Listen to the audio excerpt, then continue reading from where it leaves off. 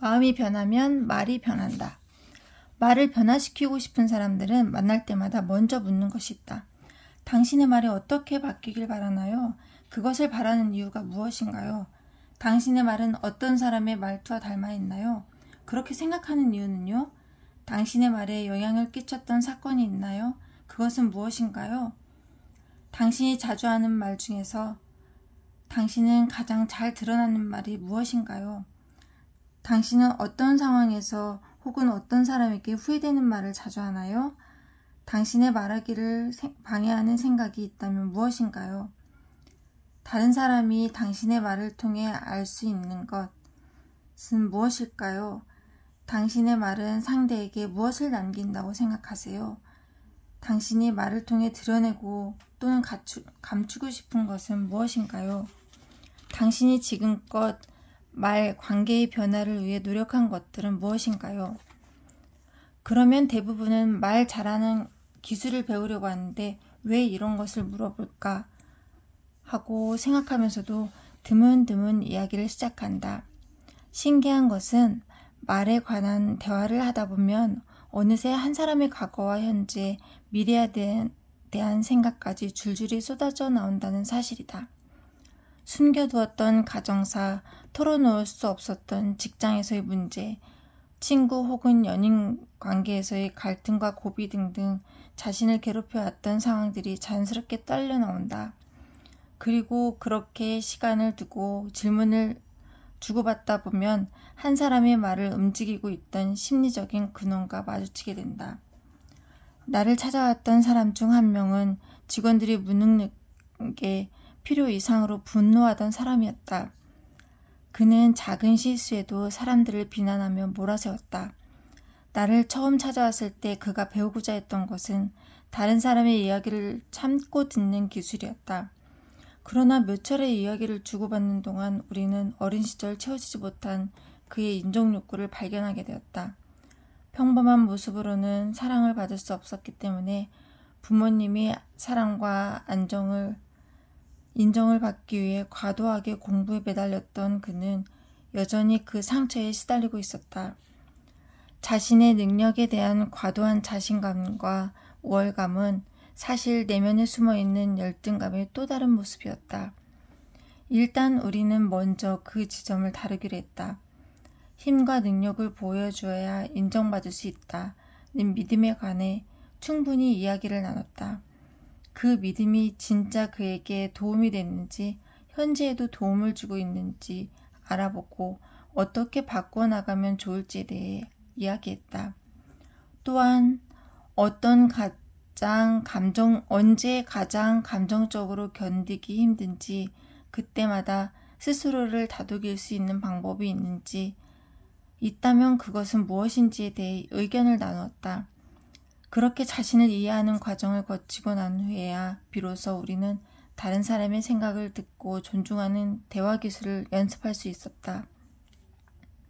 다른 사람과 가까워지는 게 힘들어서 찾아온 사람도 있었다. 그는 지나치게 격식을 갖춘 태도, 거리감이 느껴지는 대화법 때문에 주변에서 불편해하는 것 같다며 친밀해지는 대화 기술을 배우고 싶다고 말했다. 그러나 내면 작업을 통해 우리가 발견해낸 것은 그가 정작 가까운 관계를 매우 불편해한다는 사실이었다. 인색하고 차가웠던 부모님, 외로웠던 유년기, 경쟁자였던 형과의 관계를 풀어내면서 그는 자신의 마음속에 거절에 대한 두려움이 자리 잡고 있다는 것을 깨닫기 시작했다. 상처받는 게 무서워서 무의식적으로 사람들과 친밀해지는 것을 피하고 거리를 유지하려 했던 것을 알게 되었다. 우리는 먼저 그것에 대해 충분히 이야기를 나눴다. 그리고 그 상처를 다룰 수 있게 된 후에 좋은 이미지를 남기는 대화 기술을 연습하기 시작했다. 말 때문에 곤란을 겪고 있는 중간 관리자를 만난 적도 있었다. 그는 상부의 지시를 아랫사람들에게 정확하게 전달하지 못하고 회의를 이끌 때도 리더답지 못한 것 같아 고민이라고 했다. 실제로 대화를 나눠보니 유난히 말이 많고 두서가 없는 편이었다. 아까 뭐라고 하셨죠? 하고 대묻거나 질문과는 다른 엉뚱한 답을 하기도 했고 간혹 말실수도 했다. 우리는 일단 그가 문제라고 진단하는 것을 고치기 전에 그럴 수밖에 없게 된 사정을 알아보기로 했다. 그는 다른 사람의 눈치를 지나치게 보고 있었다. 이렇게 말하면 나는 어떻게 할까? 내가 어떻게 해야 이 사람이 나를 좋아할까?를 너무 고심하다 보니 말이 끊기는 순간에 불안해했고 그 공백을 채우려다 보니 핵심 없는 말을 하기가 일쑤였다. 자신에게 집중하지 못하니 생각을 깔끔하게 정리하거나 소신 있게 말하는 게 힘들 수밖에 없었다. 그래서 우리는 먼저 인기 있는 사람이 되어야 한다는 그의 생각과 자존감에 관해 이야기를 나누기로 했다. 성과를 높이는 커뮤니케이션 기법은 스스로 자신을 돌아볼 수 있게 된 후에 천천히 연습해 나가기로 했다. 말이 퇴행된 지점을 살펴보면 대부분 크거나 작은 마음의 균열이 남아있다. 균열을 매만져주지 않으면 불필요한 곳에 힘이 실린다. 과부하가 걸린다. 휘어진 상태가 오래되면 통증이 심해지고 아픔은 결국 삐뚤어진 방식으로 표출된다. 굽은 마음을 따라 말이 부자연스러워질 수밖에 없는 것이다. 사람들은 말 그 자체를 바꾸려고 하지만 그보다 중요한 것은 말을 그렇게밖에 할 수 없는 나를 이해하는 일이다. 말의 장벽을 걷어올린 후 숨은 이유를 찾아내야 무엇부터 다시 시작할지 정리할 수 있다. 말의 기술만 배우는 것은 인스턴트 조리법을 익히는 것과 같다. 효과적인 기술이라면 짧은 시간 안에 급격한 변화를 일으킬 수 있고 검증된 조리법이기 때문에 맛도 제법 괜찮을 것이다. 하지만 그것이 요리하는 사람의 진짜 실력을 키워주지는 않는다. 응급조치가 필요한 상황이라면 최적의 처방이 될 수 있지만 기술로만 채워진 말그릇은 언젠가는 다시 갈라지게 마련이다. 시간이 흐를수록 진정성에 대한 문제가 불거지게 된다. 말 기술도 내게 맞게 체화되는 시간이 필요하다. 그 시간을 단축하려면 말하기 기술을 배우기 전 나를 알아가는 시간을 먼저 가져야 한다. 작가이자 심리 상담가인 토니 햄프리스는 심리학으로 경영하라는 자신의 책에서 자기 내면을 스스로 성찰하고 경영할 줄 알아야 존경받는 사람이 될 수 있다고 말했다. 누구나 상처를 피하기 위해 심리적인 방어막을 칩니다. 하지만 누구를 알아가면서 진정한 나를 만나기 시작하면 나 자신과의 관계도 좋아지는 한편 다른 사람과의 또 좋은 관계를 만들어갈 수 있습니다. 고 이야기한다. 자신을 알아가려는 의지가 있는 사람은 문제가 생겼을 때 시선을 내면으로 돌린다. 자신의 행동을 돌아보고 변하기 위해 노력한다. 마찬가지로 말그릇의 균열을 메우려면 말의 내면을 살필 줄 알아야 한다. 말 자체를 살피기 이전에 말 속에 사는 나를 만나야 말그릇에도 변화가 찾아온다. 나답게 말한다는 것. 말은 언어 그 이상입니다. 그것은 한 사람이 성숙해 나가는 과정이자 삶과 연결되는 방식입니다. 그러니 말은 도구로만 다루지 말고 나 자신으로 대하는 게 중요합니다. 그러기 위해서는 내면을 이해하는 충분한 시간과 약간의 기술이 필요합니다. 이렇게 말하면 사람들은 되묻는다. 왜 내가 먼저 변해야 하나요? 굳이 성숙한 말하기가 필요할까요? 그렇게 말한다고 뭐가 달라지나요? 이런 도전을 받을 때마다 스스로에게 되묻게 된다. 말을 건강하게 변화시켜야 하는 이유가 무엇일까? 내달려도 부족한 시간에 멈추어 스스로 탐색하고 말그릇을 다듬어야 하는 이유가 무엇일까? 얼마 전 어떻게 죽을 것인가? 라는 책을 다시 꺼내 읽었다. 저자, 철학자 조시아 오리스의 말을 빌려 이런 말을 남겼다.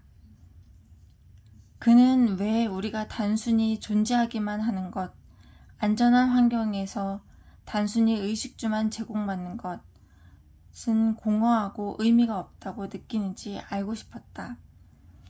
그는 우리가 스스로를 넘어서는 대의를 추구하기 때문이라고 믿었다.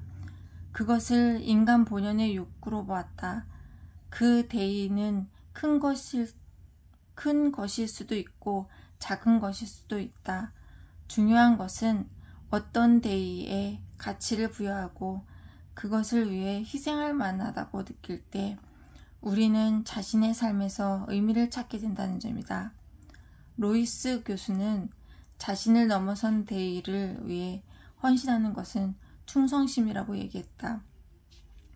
이 충성심은 우리처럼 평범한 존재가 겪는 역설적인 상황을 설명해준다.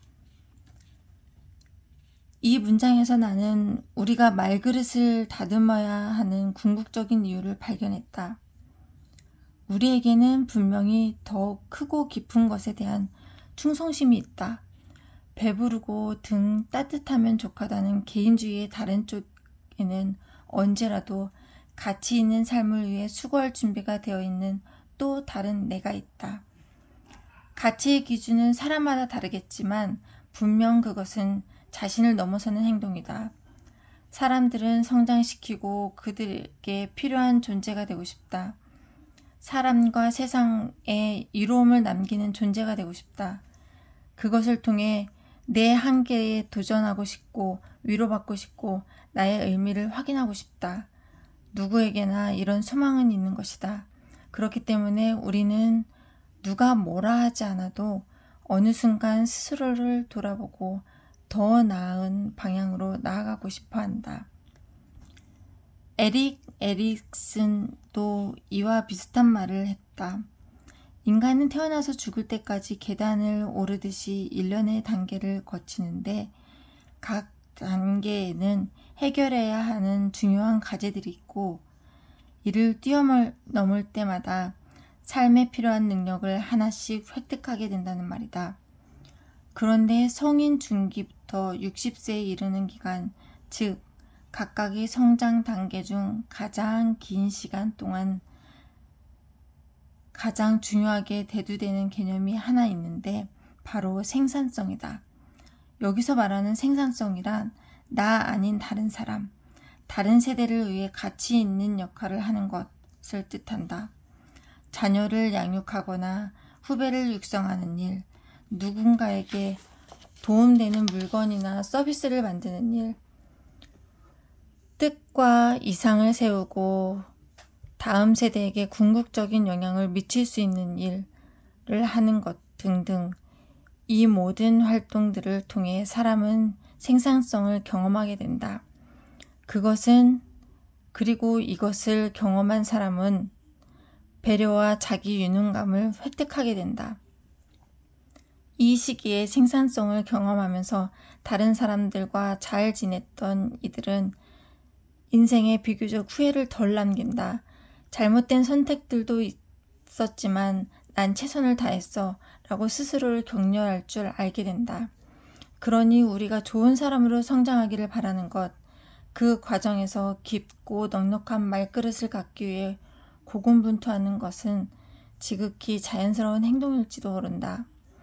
되는 대로 살자며 모른 척하기에는 영 불편한 마음, 그것이 사실 인간의 본능 같은 것인지도 모른다.